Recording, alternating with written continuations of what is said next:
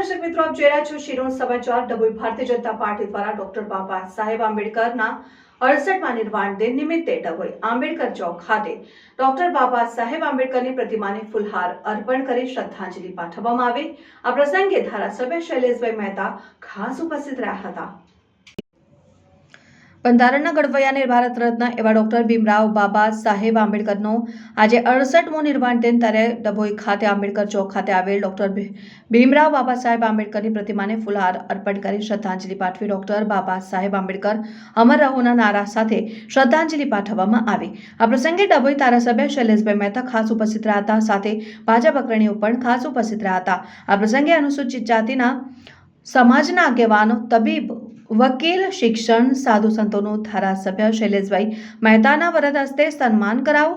Dabhoi sessions કોર્ટના સરકારી વકીલ હિરેનભાઈ ચૌહાણ, વકીલ અનિલભાઈ પરમાર, ડોક્ટર પ્રિતેશ પરમાર સહિત આગેવાનોનું સન્માન કરતા સમાજના આગેવાનોએ આભાર વ્યક્ત કર્યો। આ પ્રસંગે બીરેન શાહ, વિનોદ સોલંકી સહિત નગરપાલિકા સદસ્યો ડોક્ટર બીજે બ્રહ્મભટ્ટ, શશિકાંત પટેલ, ડોક્ટર સંદીપ શાહ પણ ઉપસ્થિત રહી નિર્વાણ દિને નિમિત્તે શ્રદ્ધાંજલિ પાઠવી હતી। રિપોર્ટર મિત માછી, શિરોડ સમાચાર ન્યૂઝ, ડભોઈ। અને બંધારણના ઘડવૈયા બાબા સાહેબ આંબેડકરનો આજે નિર્વાણ દિવસ, અને આ નિમિત્તે ભારતીય જનતા પક્ષ દ્વારા 24થી 6 ડિસેમ્બર સુધી વિવિધ કાર્યક્રમો રાખવામાં આવ્યા હતા।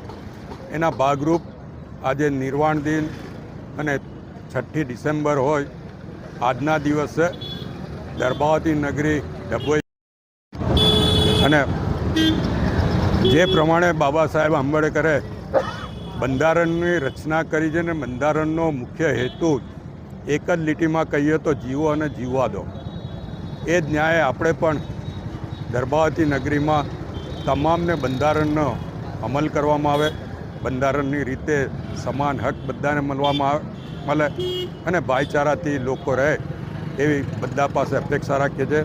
સાથે સાથે જે રીતે બાબા સાહેબે કામગીરી કરી છે, આ વકીલ મિત્રો પણ કાયદાને અનુલક્ષીને દર્બાવતીના વિકાસમાં ફાળો આપશે અને ડૉક્ટરો પણ દર્બાવતીના આરોગ્ય માટે ફાળો આપશે એવી અપેક્ષા રાખું છું। જય ભીમ, જય આંબેડકર।